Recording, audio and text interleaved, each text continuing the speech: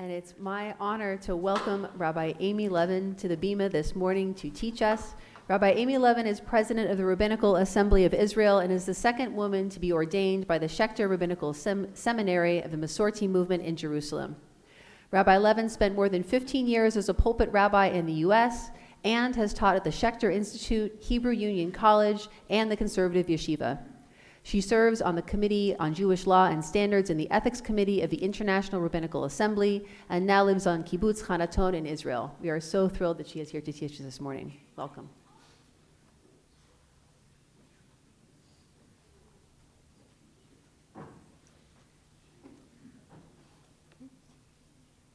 And I'm so thrilled to be here this morning. Shabbat Shalom, everybody. Shabbat Shalom. And I want to thank you for the very, very warm welcome that I have gotten from so many of you. It's really been very lovely. And as I've had the opportunity to comment to some of you, I know you are Rabbi only for a couple of months, basically. And I just kind of like fell in love with her right away.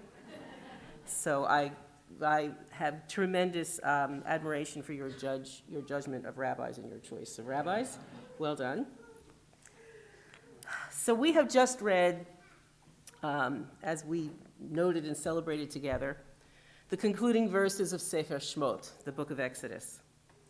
And indeed, over the course of the last 13 weeks, we have watched as Moshe was born.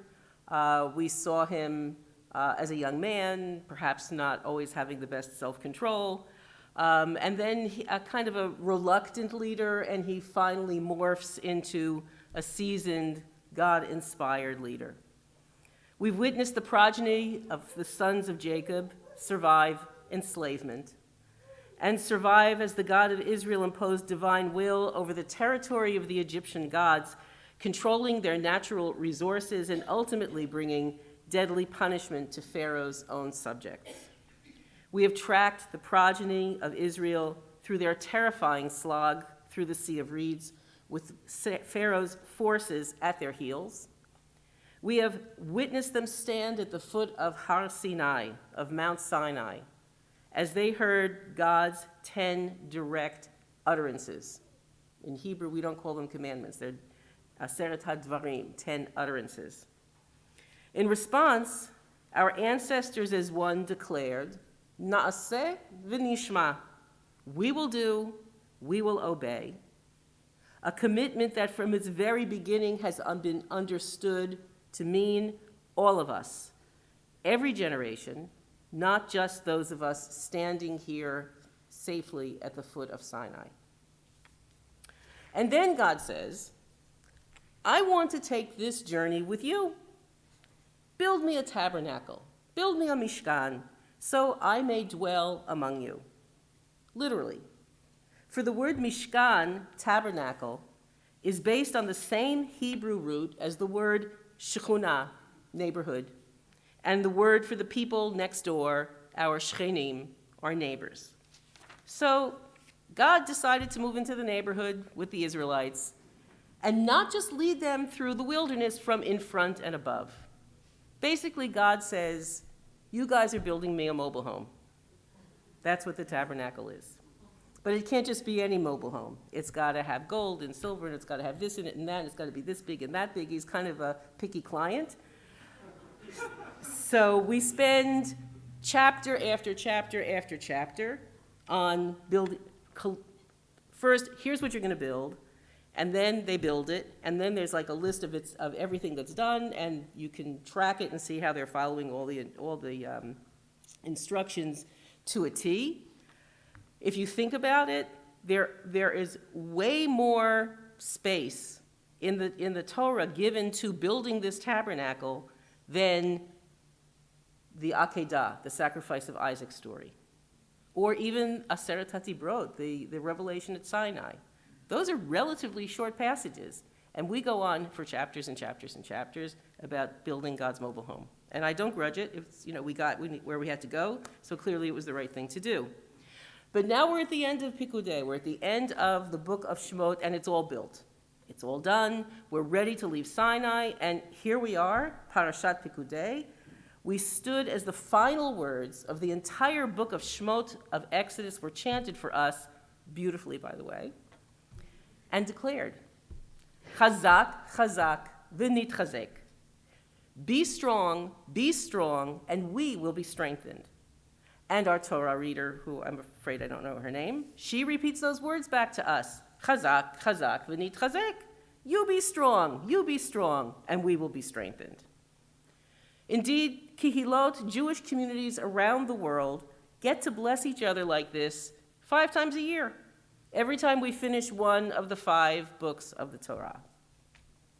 So I thought it might be interesting to dig a little deeper into this rather unusual exchange, in which the leader on the bima reads those concluding sentences, and then it's the congregation that initiates the blessing, a blessing of mutuality. And then the leader repeats the same blessing back to the members of the community. So what are we saying and why? Our script for the ceremony is rooted in a verse from prophets. In the 2nd book of Shmuel, we read, Hazak v'nithazeik ba'ad amenu u'ba'ad arei Eloheinu v'Adonai ya'aseh hatov be'enav. Be strong and let us be strengthened on behalf of our people and on behalf of the towns of our God, while Adonai may do what is good in his eyes. The context is a little bit complicated, but in short, King David has learned that a neighboring king had died. And David attempted to establish the same relationship of mutual respect and trust with the new leader of Ammon that he had established with the deceased ruler. His overtures were rejected due to kind of bad advice given to the new king, and soon the Ammonites had mounted an invading force against the Israelites and were joined by their neighboring Arameans. David assigned 2 Israelite brothers to command the Israelite forces and sent them to ward off a double attack. A moment before commencing battle, one brother turns to the other and recites our verse. Hazak, Hazak, v'nithazeik, ba'ad amenu, u'ba'ad arei Eloheinu, Adonai yaseh hatov be'enei Adonai. We be strong and be strengthened on behalf of our people and on behalf of the towns of our God, while Adonai may do what is good in our eyes. Similar language, turned the wrong page. Be strong, right. So we immediately hear the words we just recited in such a different context. Hazak v'nithazeik. There are a number of places in the prophets and the writings when Israelite troop commanders encourage one another to preserve the very existence of the people, and any of them might have served the liturgical purpose here. But my theory is that this particular verse was selected to serve our ritual moment for a few reasons. One is the dynamic of Hazak v'nithazeik. Basically, let's be stronger together. But even more evocative to my mind is that this exchange takes place between brothers, not just between military leaders. They have a deeper stake in each other's well-being than 2 commanders coming from different places and with no other ties between them than their military service. And indeed, when we stand as a community, those very same words, Hazak v'nithazeik, are also meant to remind us that we are not just talking about a community expressing appreciation for a Torah reader and a Torah reader returning the compliment. We're acknowledging in that moment our shared historical journey as a family of Israel and our shared fate as well. Similar language appears coming directly from God as reported in the book of Yehoshua, in the book of Joshua. Hazak v'amatz me'od lishmor la'asot kechol haTorah asher tzivcha Moshe avdi al tasur mimenu yamin u'smol leman taskil b'chol asher telech. Only be exceedingly strong and courageous to observe exactly all the Torah that Moshe, my servant, commanded you. Do not turn aside from it, right or left, in order that you may be blessed with insight and wisdom wherever you go. The book of Joshua is implying that it takes both strength and courage to follow God's law and teaching, but that if we do, the wisdom we acquire will inform everything we do in life. implying that following Torah is a key to a fulfilling life. We're not the only ones to be inspired to look deeper into this short exchange. Halachic and homiletic authors have added their 2 shekels to the effort to infuse meaning into this scripted moment. For example, the 12th century midrashic text Yalkut Shimoni draws wisdom from our verse that serves well to establish our ceremonial exchange. The Yalkut Shimoni wrote, "Our rabbis taught that there are 4 things that require chizuk, reinforcing strength, and they are Torah and ma'asim tovim, good deeds, tefillah, prayer, and derech eretz, treating each other with respect." Where do we learn about Torah and good deeds? From verses in Psalms. Psalm 27, "Had I not the assurance that I would enjoy the goodness of the Lord in the land of the living, look to the Lord, be strong and good courage, oh, look to the Lord." That is Hazak, strong in the Torah, and ametz, courage in good deeds.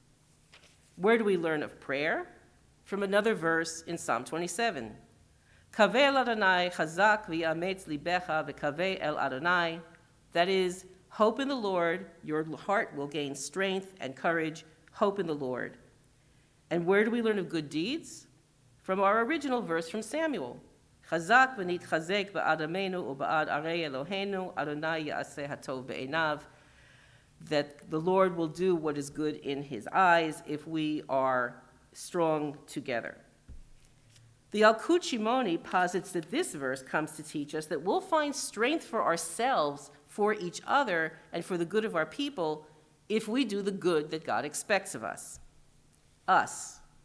We're a family that has grown and expanded and created and recreated and remained loyal to our tradition and to each other.